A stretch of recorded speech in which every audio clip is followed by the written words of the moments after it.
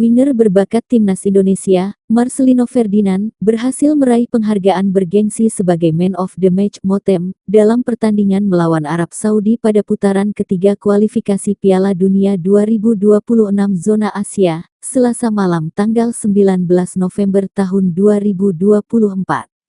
Penghargaan ini diraih oleh Marcelino berkat 2 gol spektakulernya yang menghantarkan timnas Indonesia meraih kemenangan gemilang 2-1. Gol pertama yang diukir Marcelino Ferdinand tercipta pada menit ke-32 setelah memaksimalkan skema serangan balik cepat bersama Ragnar Oratmangun. Adapun gol keduanya dicetak lewat skema yang nyaris sama pada babak kedua. Ketika laga menginjak menit ke-57, pemain asal klub Liga Inggris Oxford United itu bisa mencungkil bola melewati adangan kiper timnas Arab Saudi untuk menggandakan keunggulan timnas Indonesia.